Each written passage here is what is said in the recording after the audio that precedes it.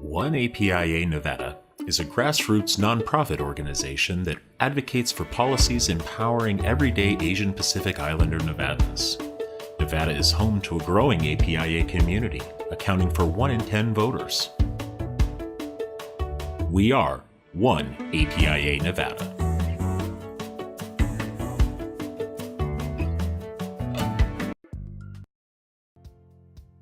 Concili Incorporated is Nevada's premier Democratic campaign firm. Fighting for progressive issues and candidates for over a decade, and proud sponsor of Battle-Born Progress. Tonight's episode of Out in Front is brought to you by our season sponsors, Concili Inc., Nevada State Education Association, One APIA Nevada, Silver State Voices, and Stefan and Marta Schmidt, as well as our episode sponsors, Save Lives Nevada and Washoe Education Association.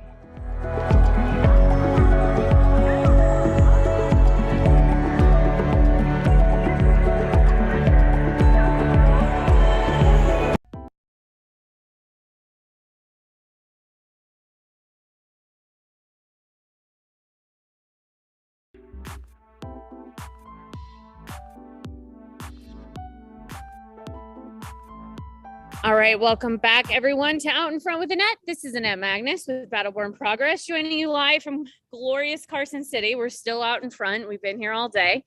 I am excited to join you earlier today because a lot of the business got done early, and so we've got a lot to talk about.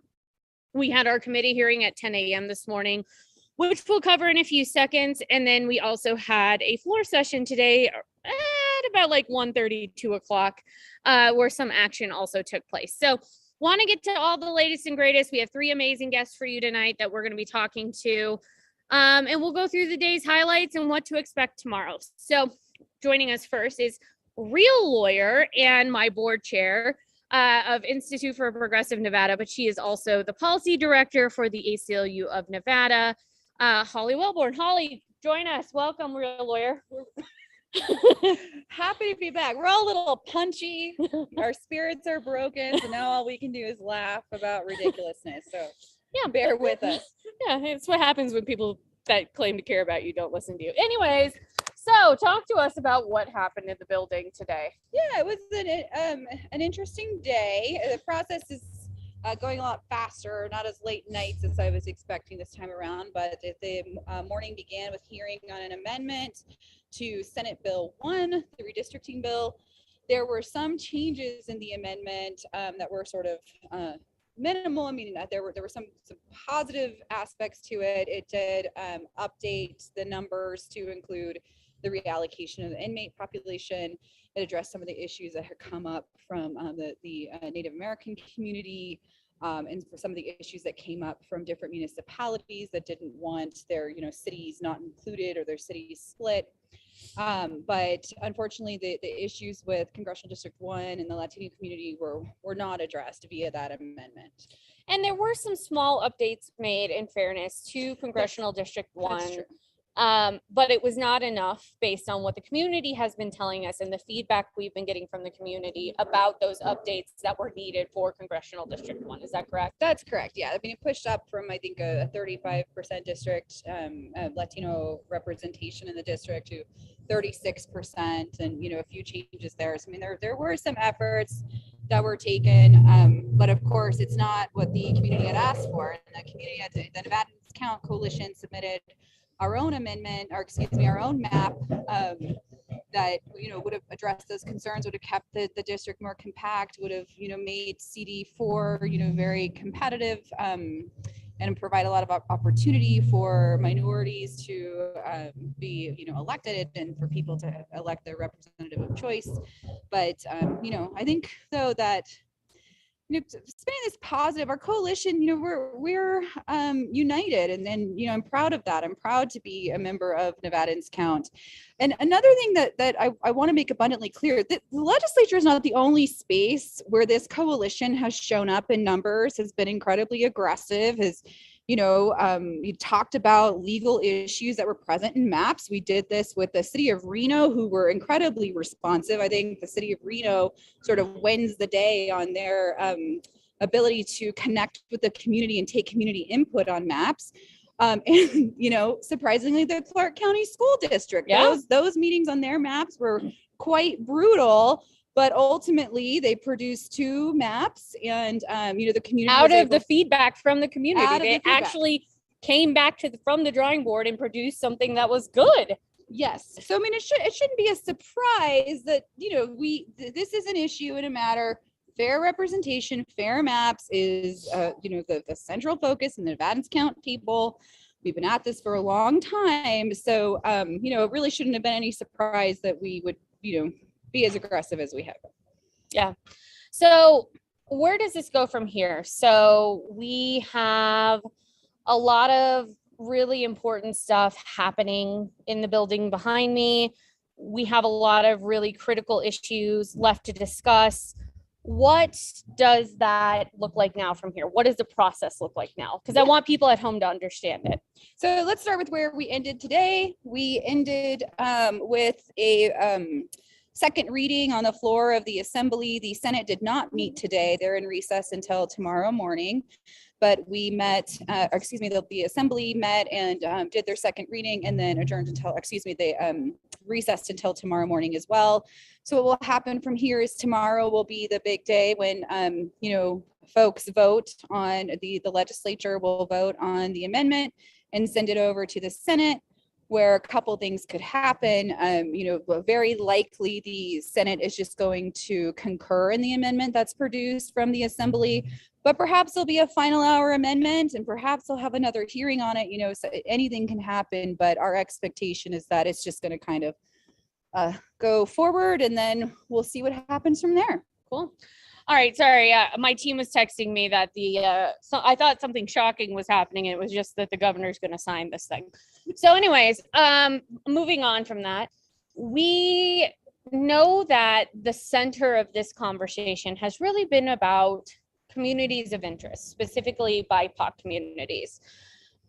One of the viewers is in the chat right now asking, let me get the exact question. Why is it that the majority in both houses keep trying to give BIPOC communities the short end of the stick, but they're the first that will ask for their support when it comes to re-election? And I think that is a big feeling right now, at least for me, and I've heard it from others in our coalition, is, they want us to come and support them during election season, both sides of the aisle, truly. But yet, when we come to them with legitimate and real concerns, they kind of thumb their nose at us. And I guess that's kind of the feeling that at least I'm feeling today, and usually feel when I come to this building. And it's a serious one that needs to be addressed. How do you think we get away from that? Yeah, so let me just disclaim really quickly. All of us are nonpartisan. We're all nonpartisan organizations. The ACLU of Nevada specifically, we have internal policies that, prohibit us from endorsing candidates and all of that. But from the civil libertarian perspective, when we start talking about, civil libertarian voters, they are there and they do exist. They do pay attention to the things that we are focused on and have a lot of questions about some of these processes and where we're at, where we're aligned, who we're aligned with. And, people do watch, and so, I think some of our, our membership, we've heard from a lot of folks, our members who are really disenchanted, a lot of our board members who are really disenchanted with the entire process from the legislative perspective, but they're also quite proud of the work that the Nevadans Count Coalition has been doing. Yeah. There was a silly blogger online today that made the mistake that he said, that we make endorsements, that Battle War in Progress makes endorsements. We don't make endorsements, just to be clear, on the C3 or the C4 side. So I want to make that abundantly clear. I don't endorse Democrats. I don't endorse Republicans. We work with both sides on these issues, and we are nonpartisan. And we'll hold a Democrat accountable the same way we hold Republicans accountable. And I think it's really important to note that, right? Like, we didn't come to this fight with the partisan lens. We didn't look, when we were drawing the maps, Noe talked about this the other day, we didn't actually even look at party. We were looking at what the community wanted represented in those maps.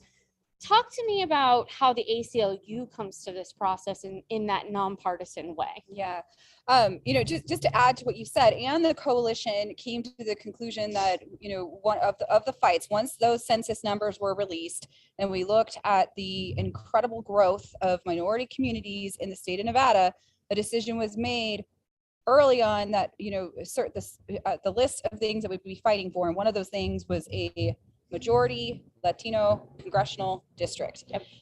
And if it wasn't a majority Latino congressional district, a Latino district that was determined by the Latino vote. That is what we were looking for in determining, what is at stake here, how are people's voices going to be heard, and how will these maps reflect the people who actually live here. And that was a decision that was made months ago. Yeah, and I think it's really important for an organization like mine. We're not here supporting one party or another or an elected official. We endorse ideas. That is really what we endorse. We are here supporting progressive values, uplifting community voices, making sure those voices, those community of interest are represented in this building. Because people like your mom and my mom can't come up here and fight for these issues every day. We have a privilege of being in this building fighting for these issues. Mm-hmm. Why is it so important that community groups like ours are in this building raising our voices? And yes, we make legislators uncomfortable. We push them to do things and they get upset. Why is that an important part of this process? That is democracy. That is a fundamental right to petition the government for redress of our grievances as part of the democratic function of what we are here for. From ACLU, just like what you were saying, when I, talk about what we do, if I'm ever, and whether I'm talking to a group of Republicans, a group of Democrats, a group of libertarians and partisans, talk about that, we don't defend parties, we don't defend individuals. What we defend are the principles of democracy, justice, equality, in everything that we do. And so that is, it carries on through the work that every other member of that coalition is doing. So sometimes, we do develop odd coalitions. Yeah. And, we kind of pinch ourselves, like, how did we get here? Are we in the upside down? But that is what fighting for justice and fighting for democracy means. So one of our viewers has a question. Actually, we have two viewer questions I want to get to before I move to our next guest. The first one comes from Will. He says, when the governor, or if the governor signs the bill, when do these maps become finalized? And what is the process now potentially after session, since a lot of people have never been through that? Yeah, I mean, they'll become... Gosh, it's such a complex question to answer, because my prediction is that the maps for the state of Nevada will be determined likely, knowing that any lawsuit for them, there's the file lawsuit in federal court, but also state court. I think it's going to follow a very similar trajectory to 2011. I think that the maps will be determined by a panel of three special masters appointed by a judge. That's where I think that we're headed. And we don't know who the players will be, who will file those first lawsuits. I think we'll know pretty quickly here. But no matter what, this process needs to be done before the filing deadline in March. So, so we're on a timeline. We're on a time crunch here. Yeah, so it's got to happen quick. Yeah. And to be fair to the legislature, we're not on a time crunch because of the legislature. This was because the census data was delayed and the Trump administration had a complete failure in the census. So this actually was not a failure of the legislature. That was a failure of the Trump administration and the Census Bureau of getting the data out on time to get back to the states to be able to do this. This is why it didn't happen in regular session like it was supposed to. And like one positive policy choice to give more time for people to respond. Yeah, so I mean, the COVID-19 did get in the way of the census being on track timeline wise. Yeah. Global pandemic tends to do that. Yes. The next question I had was actually from a viewer last night, and I didn't get a chance to answer it, but I want you to answer it. There was a lot of conversation last night about the new map that Nevadans Count put forward and why we had to redo the map, and the principle of the one person rule, and what does the one person rule mean, and why is that and 0.00 deviation. So one person versus deviation, how does that all play into this? And explaining that to our viewers. The simplest way to put it, with some caveats, but the simplest way to put it, back to 2011 and the order that directed that this panel of 3 special masters be convened to figure out redistricting. In that order, Judge Russell, it came up today on the record, Judge Russell had very specific directives, and he very clearly stated in that order that the deviation cannot be more than one person. So that's really what's going on here, that we're thinking about it from that perspective. That's essentially the precedent of this jurisdiction, the state of Nevada. And so that's just for congressional districts. There's more deviation permitted. It's based on a case law analysis for the Assembly and Senate districts that permit, it depends on who you talk to. Like, so some people will say that's what came up in the debate today. So the case law itself says the deviation go up to 10%, but in Judge Russell's order, it was, more limited than that. So, I think it was 1.8 or something. I can't remember what it was, but the deviation was much, more narrow than what might be permitted in other case law. But that one person for the congressionals, it's the prediction is that this will probably go to Russell's court again, and this will probably be the determination again. I think there are ways to argue against that, depending on how strong the arguments are for communities of interest and whether or not that should supersede the deviation requirement. But I think if history tells us anything, it likely won't. So that's why we had to redo the map to make sure that deviation was only one individual, which is really hard. Yeah, it's very hard, but it's also really important to do so that map hypothetically could be taken seriously. That's at the legal integrity. Yeah, absolutely. Anything else you want to add to the process so that people understand kind of what comes next and what they should be watching for in the next day or so? So tomorrow there'll be the vote. I think we're done tomorrow, unless something crazy happens, but I think that will be done pretty quickly. And then from there, this thing passes, and then we see what ends up happening, in the days that follow. Okay. All right. Well, thank you. Thank you for joining me, board chair, real lawyer, Holly Wellborn. So somebody asked if she was a real lawyer today. The answer is yes. All right, Ben, come on in.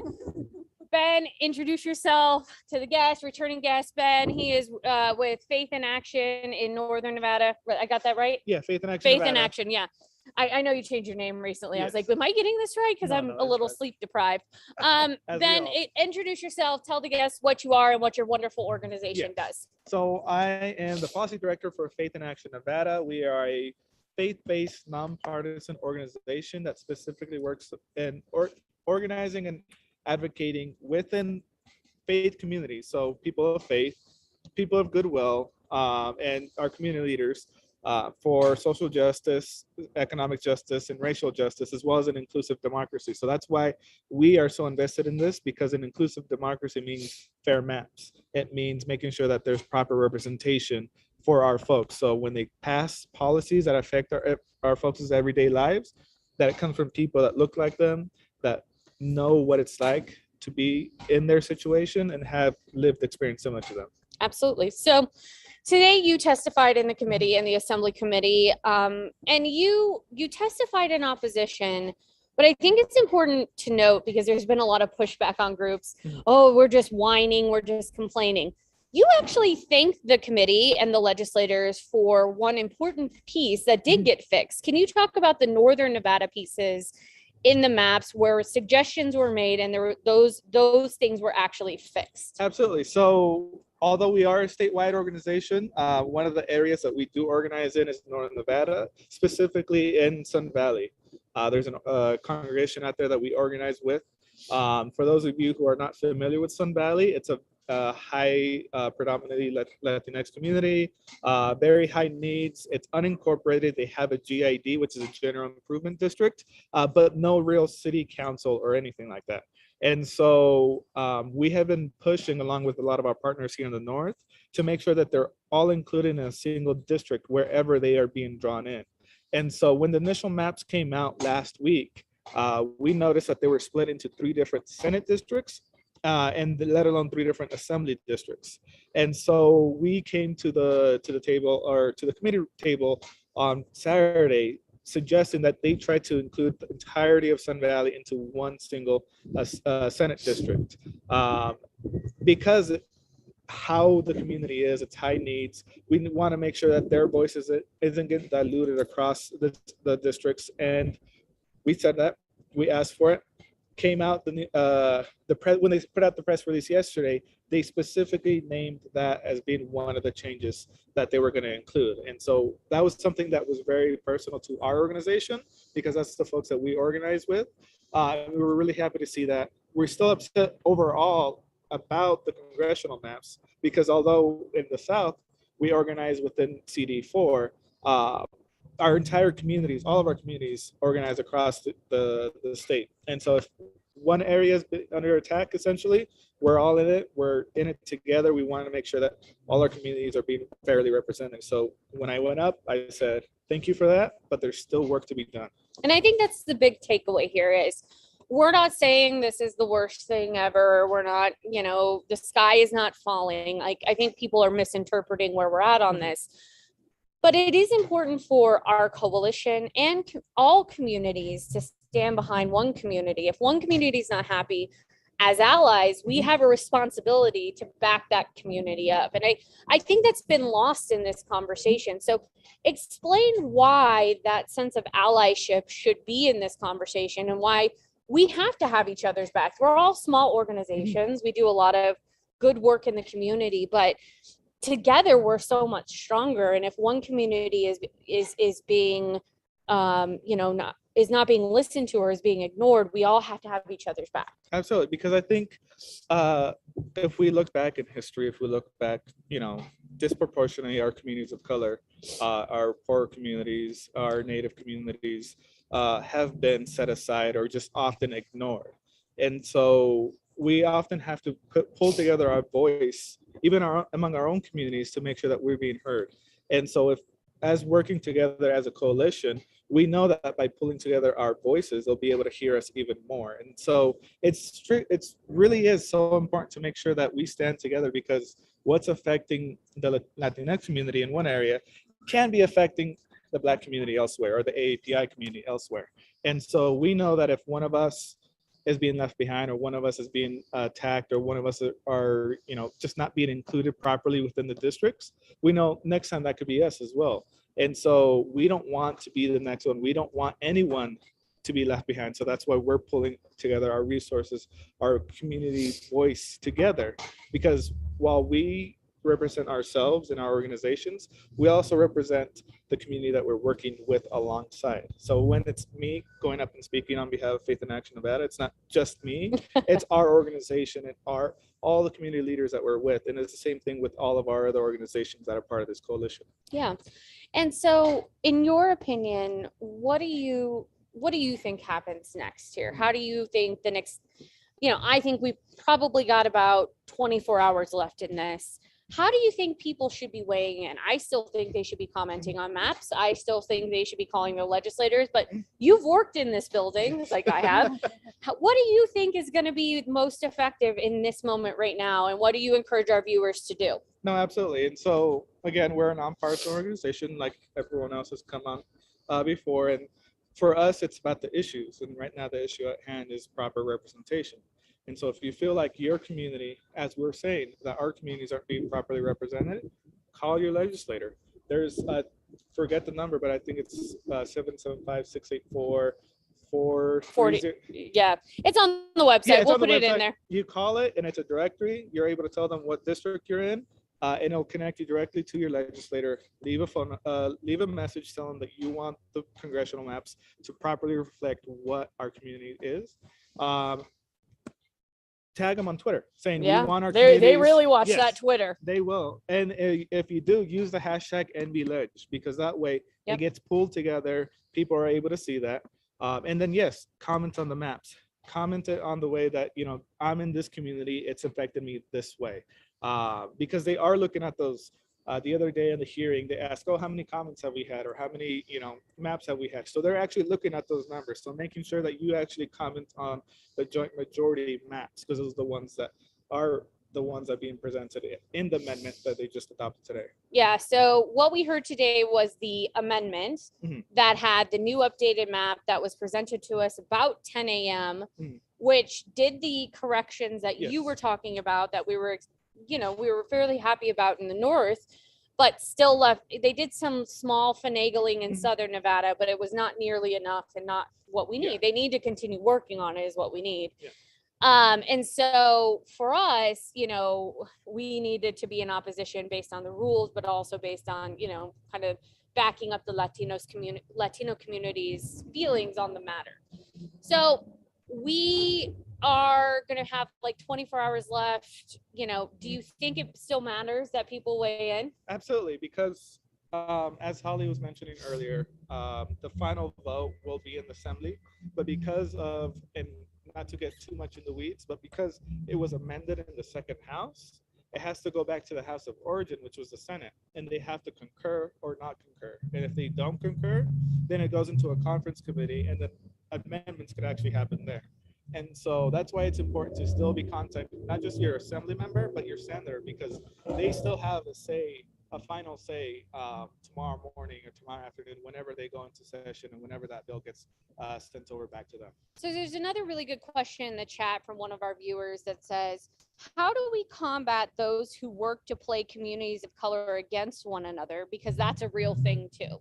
And I think that's a big thing that we didn't want to have happen here, and why we wanted to have each other's back so much, but that's a real thing. No, absolutely. And I think it ultimately comes back to talking about the issues, because when it comes down to the issues, a lot of the issues that we face are the same. The issues that we deal with are very intersectional. So Latino community often think of that it's just immigration, or it's just this or just that, but it's not. We care about housing, we care about education, we care about all the same issues that all of our other communities care about as well.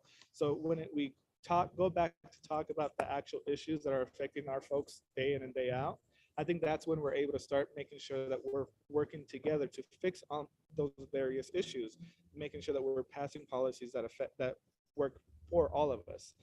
That way, if they try to say, oh, well, this is going to help the AEPI community, or this is going to help the Latino community, we can come back and say, we know this is going to be affecting all of us. Let's find something that works for all of us. I apologize. I didn't mean to laugh in the middle of your segment, but for the viewers at home, failed senatorial candidate, now gubernatorial candidate, Dean Heller just walked behind me, and I had to audibly laugh because he just photobombed out in front. And that was the greatest moment of my life. Anyway, sorry, Ben. I didn't mean to laugh. That was a super important point, but it was also, I was like, I can't believe this is actually happening behind me. I did notice it. I looked over and I saw it, and I looked back, and then I saw your We were reaction. trying to be really serious in that moment, but we're sorry, everyone. That was too good. Okay, Ben, what else? So let me see what other question we have, because again, pitting communities against each other is a real thing that happens all the time, especially in this building. So can we still continue to add comments and opinions to the public maps and legislature before they finish? The answer is yes. Yeah, absolutely. I don't think they have a deadline on when they're going to pull down that map. I'm sure they will eventually, because obviously, you know, web space and all that, but you know, still comment it. There's still the opportunity to still be commenting after they pass them and after the governor signs them. One thing that we often forget to talk about, and I actually haven't checked for the special session, but for regular session, there's the public opinion poll that you go online to voice your opinion. So that's another way that you can go online and start doing that.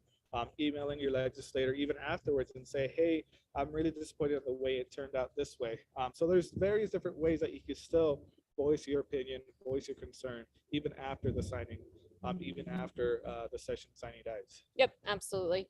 Now, let's get to the last question I have for you. What does sine die mean? Because we go over this every time, but I want to refresh the viewers' memories because we haven't done this since June.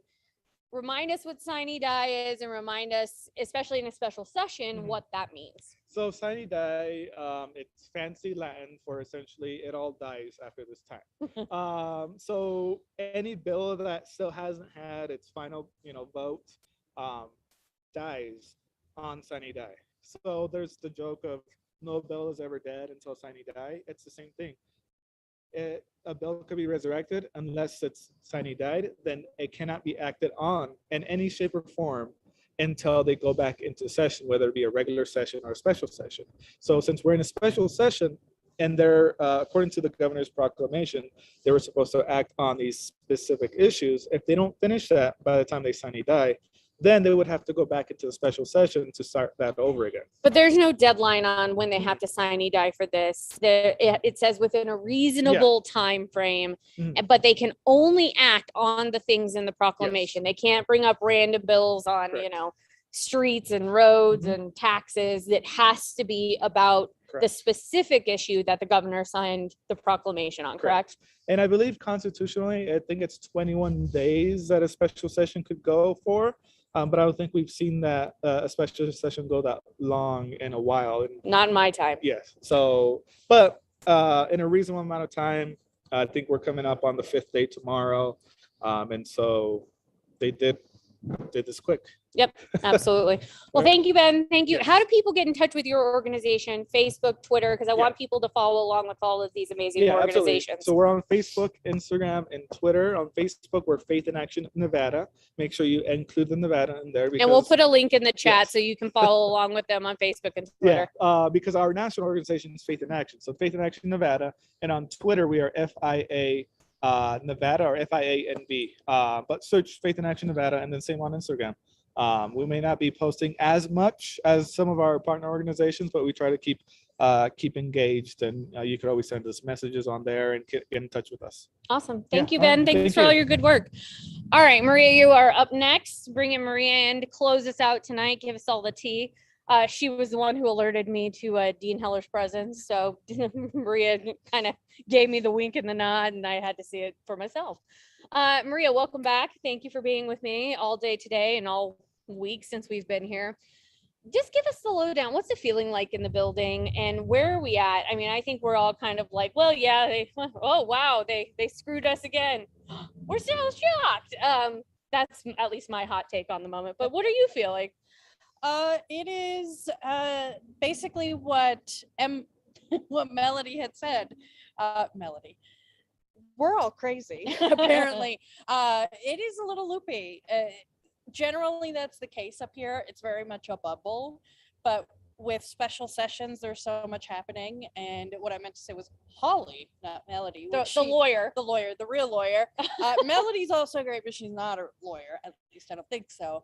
But it is, like she said, that it's kind of gloomy. It's kind of it was really dark and overcast today. It kind of fit the mood. Weather matches, and it's always like that, but this one is especially gloomy because this isn't something that we can necessarily bring back next session, right? Like there's other things that have to happen if this passes and gets signed by the governor, but there is this certain feeling, especially among our groups, that these maps will affect people for the next 10 years.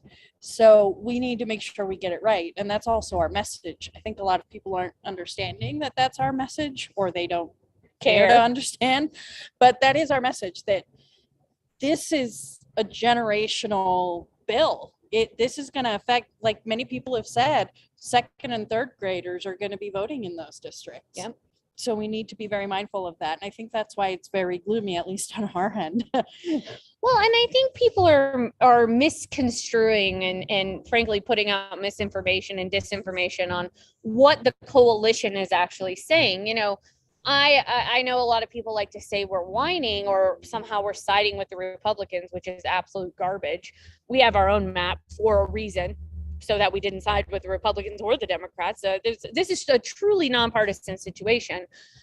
and for me, it's insulting. It's insulting to our intelligence. It's insulting to the work we do every day. Frankly, it's a little bit racist. To insinuate these groups somehow don't know what they're talking about or don't have the brains to be able to navigate this process effectively or have good talking points. Like, it is offensive that that's the narrative that's out there. My mom saw what was happening a mile away. And she speaks Spanish. And she was like, and it's also because what is happening now is what happened to my hometown, San Isidro. That's part of San Diego. We were split then because we were growing so much, and we were pitted against the Black community, and it really did create a toxic environment in places like school libraries where my mom worked, and the staff was talking about this and the new maps that just passed and how awful it is and how they didn't listen to the community. Regular people know how to talk about this stuff too. Yeah, they're not dumb. Yeah, and they're watching. Dumb. Right. And so the absolute arrogance that just because you're a legislator or a fancy blogger that goes on MSNBC, whatever, that you know more than people that are in the community is insulting. Well, and it's also insulting to all of us because, the work we do at BBP every day, we do a lot of work to hold people accountable, hold elected officials accountable on both sides of the aisle. I think sometimes that gets missed because, we tend to be more liberal on issues, but at the end of the day, our jobs are to represent the community and the actual human beings who don't have the privilege to come up here and do this work. And so for me, I think it really gets lost in that. And by, the powers that be trying to diminish our power, they don't want to diminish our power when we're helping them. They want to build us up and act like we do great work. But then when we actually have something to say and use our own brains to conjure up things that are unfair or inequitable, then suddenly we have no credibility and we're just loose cannons that can't be controlled and all this other nonsense, which is so offensive. Yeah, it is extremely offensive. But then, people want to come around and ask for your logos for their mailers. And that's not what this should be about. That's right. Many people like to throw around the people's house, right? Which technically it is the people's house. But this process, what we saw today doesn't reflect that. People called in opposition. There were 0 people in support. There were a couple people in neutral, but the majority was opposition. The people that work in the people's house just rammed through something that had significant opposition in both hearings, and that's not fair. That's not right. And real people, regular people can smell the bullshit. Yeah. And I think that's important. And I think this needs to be pointed out too. If we didn't stand up in opposition with our coalition and have our coalitions back, and frankly have the Latino communities back when this is what they're saying, that actually is when you should question our credibility. If we just rubber stamped everything the Democrats did, that we wouldn't be a nonpartisan organization. We would be the opposite. That you all should actually question us if we just rubber stamp everything the Democrats do or everything the Republicans do. We never do that. That's not what we do. That's not who we are. And I will just say this. If you or anyone is volunteering or working at a nonprofit that is not up here standing with the Latino community, but yet you'll want to use us to be your volunteers or, be your spokespeople. The fact that you're not up here doing it right now when we need you is insulting. And it's telling. And it's telling. And it shows where your allegiances really are, that you don't really care about the Latinos. You'll trot us out for pictures, for talking about whatever issue you're working on to our community, but you don't actually care. You don't actually care when we lead.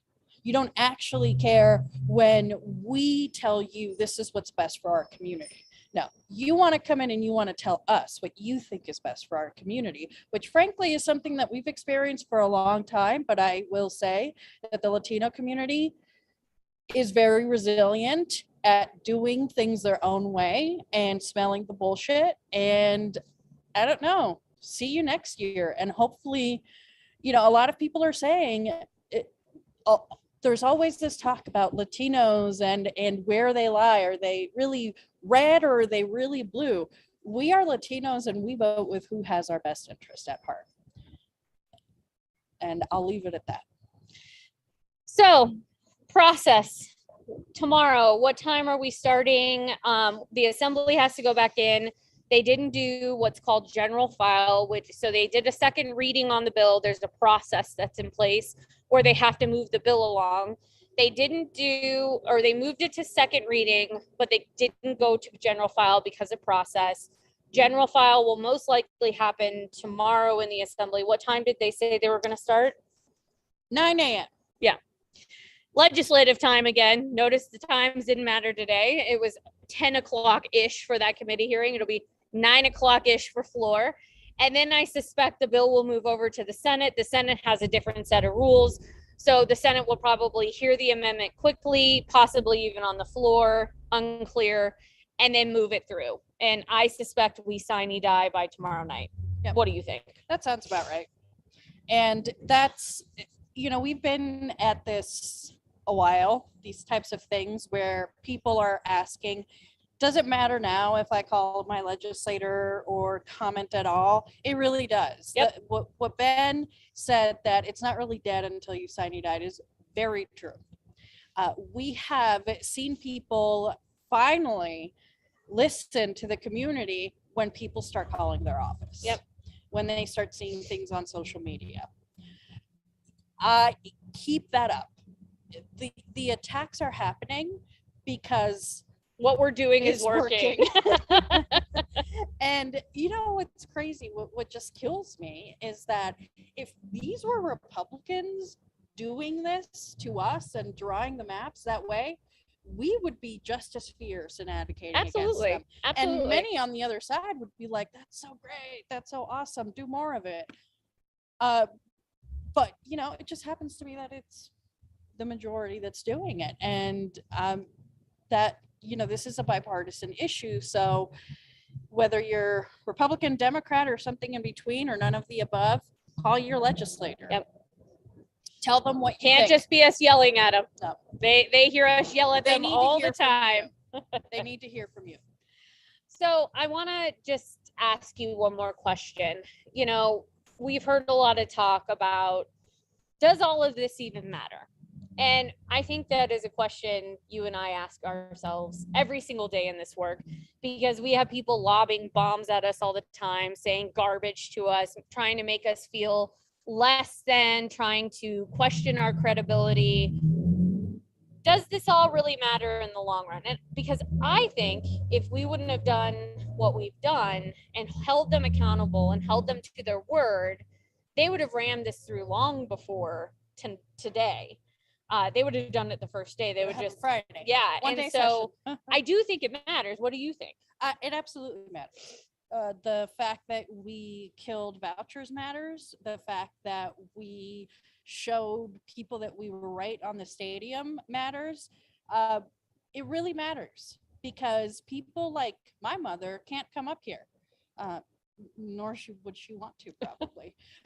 I don't know. I think she'd probably get a kick out of it. But she asked me before I left to go meet you to come up here.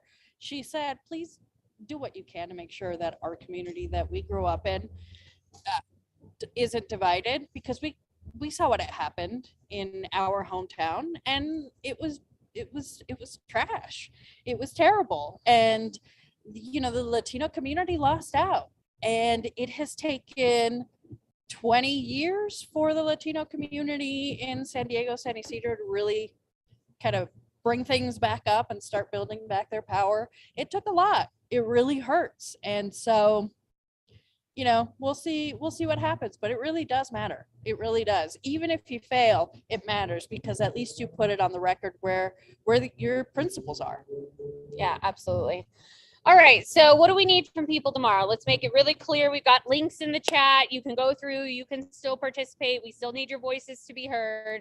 What's next? So you need to call assembly members. You can also call your senators, but Yeah, because- now I would say now's the time to call both. yeah, call both. If you want to call more than just your legislators, call them all and let them know what you think. And let them know that map 787 proposed by Nevadans Count It's is under Emily Prasad Zamora's name.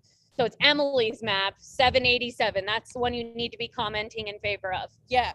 And that is the map that truly represents the community's need, because it's been built by people that represent the community. And and so I would say call your legislators, call more than just your own legislators. Email them, text them, tweet them, all of the above. Yeah, do all of those things. Cool. All right. Well, we will be back out in front with you tomorrow for the latest and greatest. We may end up doing a couple depending on how tomorrow goes.